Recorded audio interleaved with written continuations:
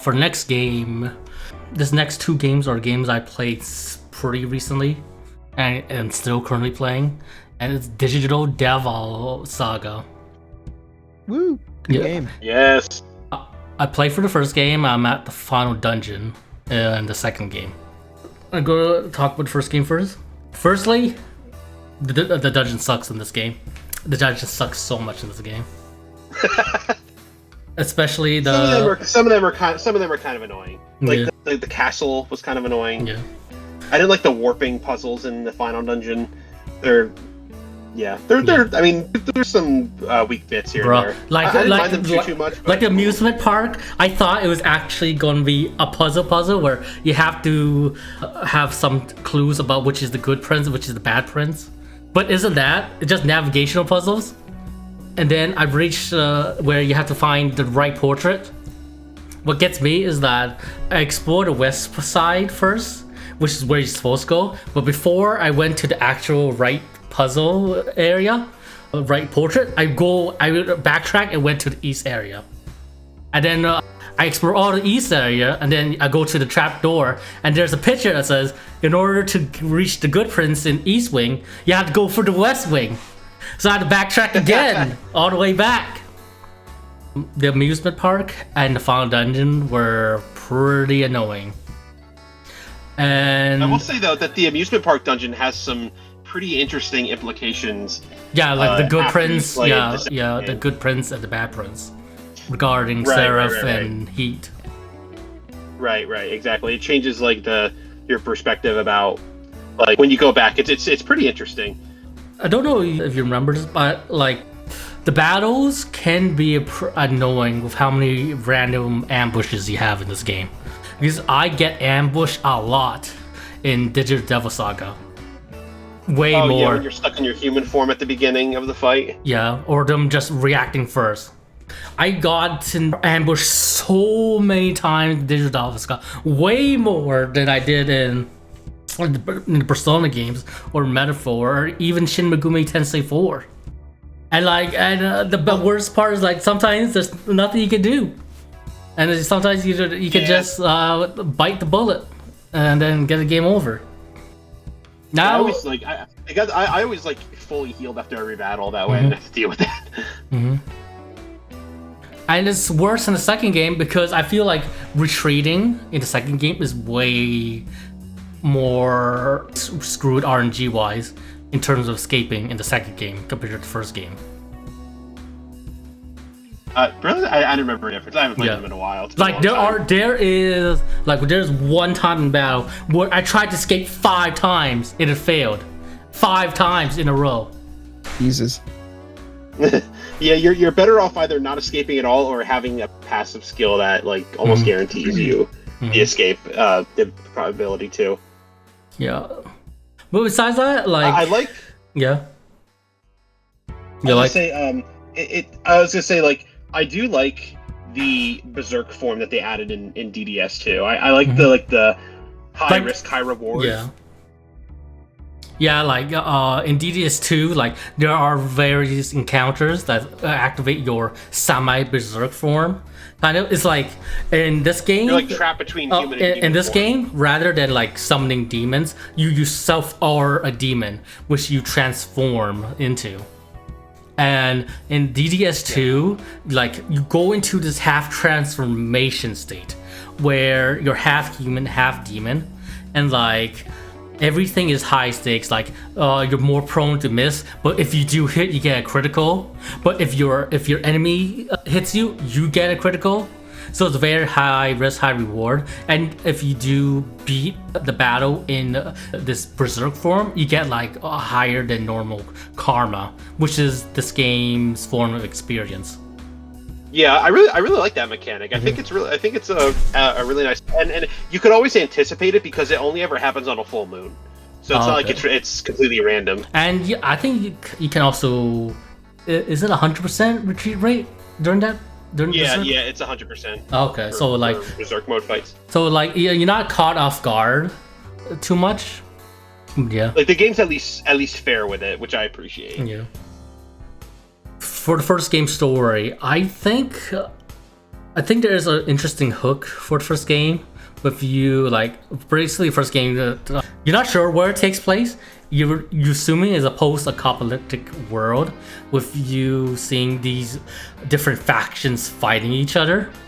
And then all of a sudden there's this like orb that just gets plopped in the middle.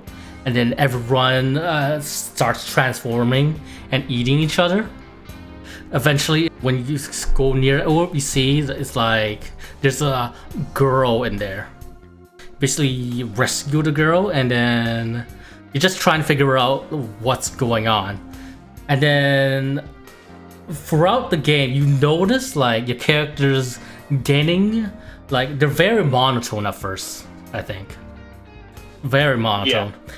Throughout the game, and when you've realized what the end goal is, which is to defeat the other clans in order to reach Nirvana, which is the end goal, which is like to go up this big ass tower that's in the middle of the known world that you are in, which is called the Junkyard. Mm-hmm. You realize that every character that in your party is slowly getting more human.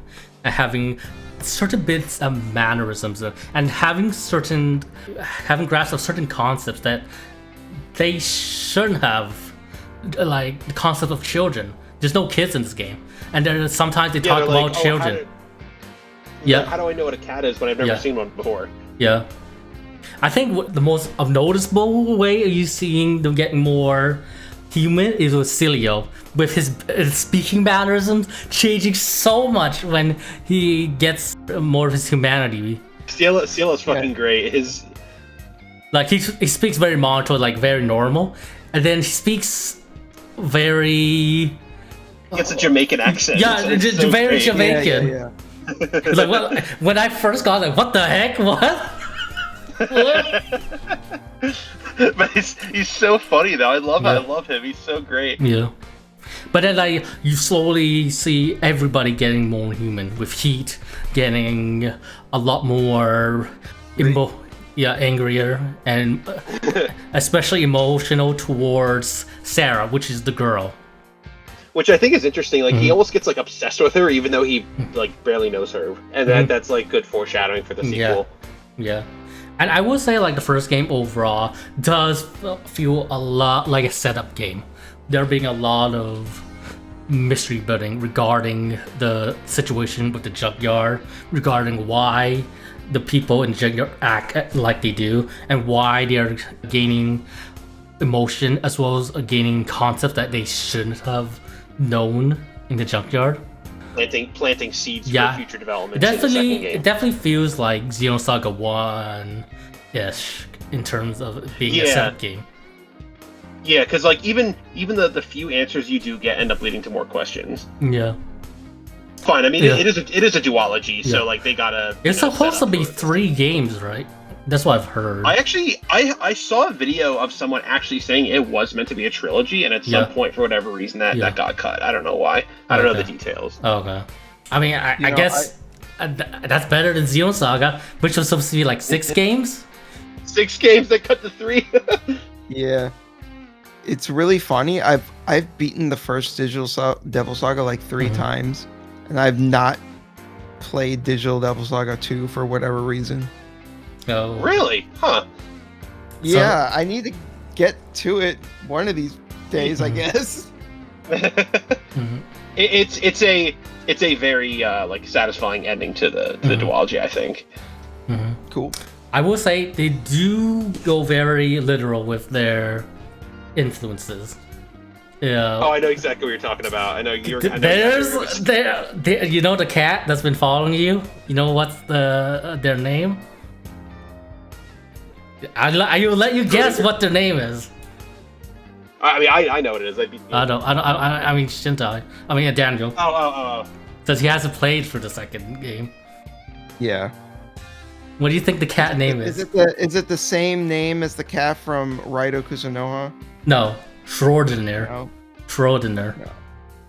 Okay. Like Schrodinger's cat? Like Schrodinger's cat. The theory? Both alive? Schrodinger's cat? Yeah. That's the name? Yeah. No, it's just Schrodiner, but it takes It's really literal with some of its influence, which is gonna be really, really funny.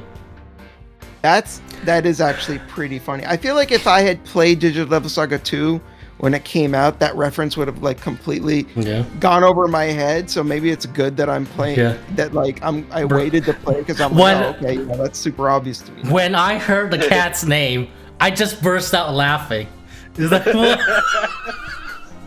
I showed Sword that video, so he know I just went out bursting when I heard the name. But yeah, they're like, this game, you can see, is very influenced by Hindu mythology, very much so. Yeah, like the themes of like reincarnation and like Sea of Souls and that like kind of thing. That's pretty interesting, like material to cover, I think. Mm-hmm. Because the SMT series has always been very heavy in like mythology and like biblical like themes and things like that. Mm-hmm.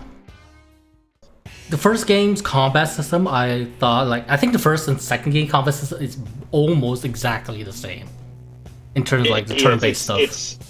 It's literally like 100% the same. They use the same exact. The only thing that DDS2 adds is the Berserk mode. Yeah, it's basically just like a press turn system. Maybe press turn system for beginners. Apparently, it's dubbed the easiest SMT game, and I will probably agree. Since I haven't really had much trouble with the game difficulty-wise, it's just really annoying sometimes with the random encounters. It's like, I feel like this game's random encounter is constant enough that it annoys me. I know that is saying something, since I never got annoyed playing random encounters through replaying the Tales of games that had random encounters.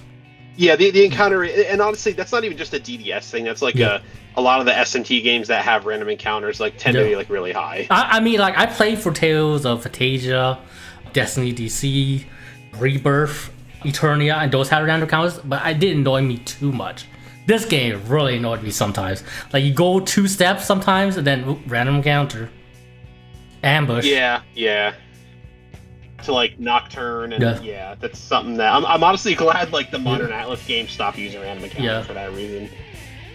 The way how the game do its stats is sort of unique, at least regarding magic, which makes magic probably one of the best builds to do in regards to building your surf. Because like magic in DDS is the way to go, 100%. Because magic, like the magic stat itself, increases not only your magic attack, but also your magic defense and your magic accuracy. While you're physical, you have to build up physical attack, vitality, and agility in order to increase it. So increasing only your magic stat and your vitality is probably the best way to go, with how much more stacked the magic stat is compared to the other stats in the game.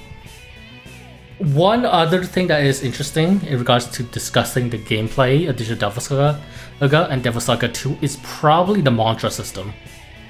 Which are like I really like the mantra system. Yeah, and one is like these different skill trees that you can invest in, which can allow you to build how your character plays like. I would probably say Metaphor, Refantazo, probably got its archetype system from the mantra system in this game. I think so. Yeah. And there's like a lot of ways you can build up. But the main currency that prevents you from being too powerful is money.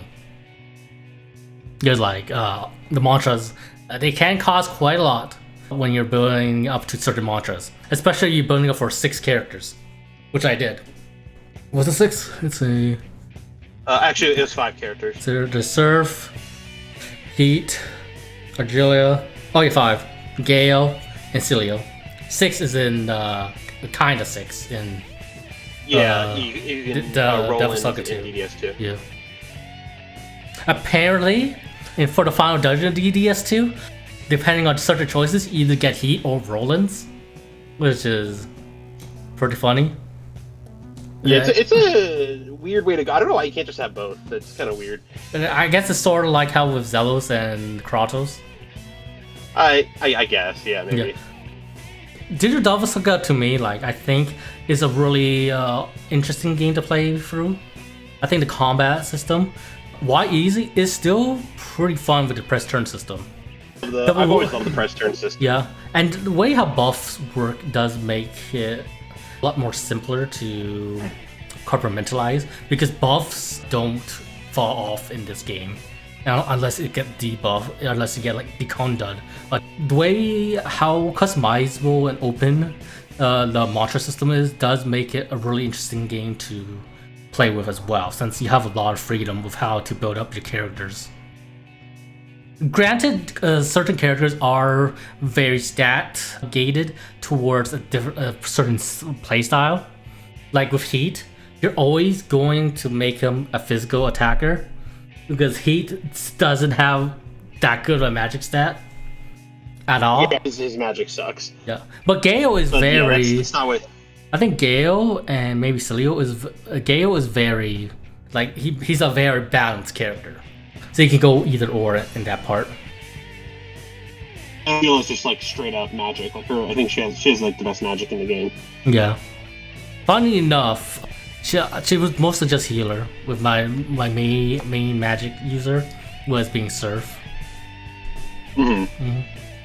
But yeah, first game I think it was a good game.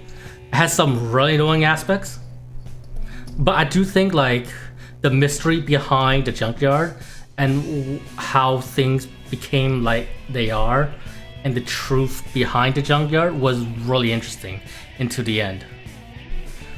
And then in the second game, there are very interesting revelations, let's just say. Especially with you figure out who the main characters' original personalities were. Especially Surf's. Which yes, yeah, that was that Surf's original personality reminded me of Kevin from Xenosaga 3. Kevin Xenosaga 3 is. Oh boy. And funny, same voice actor. Yeah. I think the most interesting progression in the Digital Devil Saga 2 is probably the mantra system, because it's very different. Rather than being specific skill trees you're developing, it's more of a grid system in Digital Devil Saga 2. Yeah, there's a lot more room for like there's a lot more freedom in it. I like the mantra system in 2 a lot better, because you like if you want to go down a new path, you don't have to just start from scratch. You could actually like if you plan ahead enough, you can learn second tier spells without learning the first tier. You've never done before. Because like exactly. In the first game, in order to learn Mediaran, you have to go from Media and then Mediarama, and then to eventually Mediarama. As well as the different skill trees along the way. But with the grid, you can just deviate a bit. You can deviate a lot and still go to Mediaran. It might take a bit of a detour, but you can still do that. I also like the ones that require different party members to master. Like I think they're called esoteric mantras. Yeah, and it like doesn't require esoterics. just one Yeah. Like esoterics are like these special nodes that will give you certain bonuses if the nodes around them are unlocked. And you don't need a specific character to unlock them, as long as it's unlocked by a character. So you can unlock these esoteric nodes, which are really cool. The first one is especially noteworthy because it has mutual karma, which allows your character to have 100% experience even outside if they're not in the main battle. Which I think is really nice to give at the very beginning of the game, as opposed to DDS1, where I'm pretty sure you had to like really work for it. Well, you should at least get it like halfway through the game. At least for the second game, you get the 100% one. In DDS1, you have like mutual karma and something else, and I forget. Shared karma. Yeah, shared karma. Shared karma is experience share, but you only get 50% of the battle experience if you were outside battle. Yeah, so it's good they give you the full 100% in DDS2 very early. That way nobody falls behind you. You got to play catch up. Oh wait. What do you think of the eating system? I forgot to discuss about that. Oh yeah, like devouring enemies. Yeah. I think it's a really interesting idea. I think it's kind of annoying that you can get a stomach ache and then forfeit all the AP you would normally get unless you cure it with a ailment. Yeah. or I'm sorry, cure it with a item or skill. But I do like the fact that like it's kind of like a risk reward where it's like they don't normally do a lot of damage, but they do a lot of damage depending on the status. If they're frightened, it does a lot more damage. Yeah, exactly, and yeah, I think it's with how frightened works, it works well with the weakness hitting system, with the press turn system, because you're more easily frightened if you get hit by their weakness, which allows you to go into hunt skills. It does make it a really satisfying gameplay loop to go through, especially if you build up one character to be your main eater and have Iron Stomach, which allows them to never get a stomachache, as well as AP Divide, which allows the eater to divide the AP they have. Because like when your character eats an enemy, they get all of the Atma you get, which is the experience points you use for mantra. But with AP Divide, like the Atma that the main eater gets, he divides among all the party members. Devouring is a pretty unique mechanic in Digital Devil Saga 1 and 2. I think the only thing I don't like is that you can only go to the mantra at a save point. So like once you master a mantra, all the AP you'd be getting is wasted on that character. Yeah. So like until you get to the next, that was kind of annoying. But otherwise, I think they're both good systems. Yeah. What do you think of the hunting field hunt system? I think they're fun. It's a kind of a fun distraction. It's a neat way, a fun way to get AP, and I like it. It's a pretty inoffensive mini game. Yeah. But yeah, that's Digital Devil Saga 1 and mostly 1, but 2 I think is basically just 1, but with a few more improved mechanics as well as the story probably being better because I think DDS2 is like story-wise it definitely is a very strong continuation and finale overall. Like it's definitely it goes in that game's story goes in some really crazy directions that I didn't expect. But like, and especially I said this before, especially but, really funny nowadays since it has to do with somewhat with AIs, you know. Oh yeah. But yeah. And this is a game where, let's just say, a lot of people die in this game. A lot of people die in DDS too. Yep. And it's definitely a game that got me like very emotional too. I think I like how DDS2 all the characters get their time to shine. Not that they didn't have in the first one, but I think that all the main cast. I feel like time in the spotlight. I feel like there's not as much character building in the DDS games as say Persona, but I do think like they do get their spot to shine in various moments, especially in DDS2. Like I like how Cielo has his moments too, because in the first game he's goofy for like 100% of the game, basically in DDS1, and he has some like really powerful and emotional moments in DDS2, and I think that makes it hit really hard. Yeah, and especially as a counter, like with this ragtag group of people you fight, especially their final confrontation. Oh, you talk about like the fucking Team Rocket guys? Yes, the non-Dark Wings. Yeah, exactly. Yeah. Those guys are funny. But yeah, everyone gets their time in the spotlight. It's just a great sequel, and I do prefer it over DDS1 personally.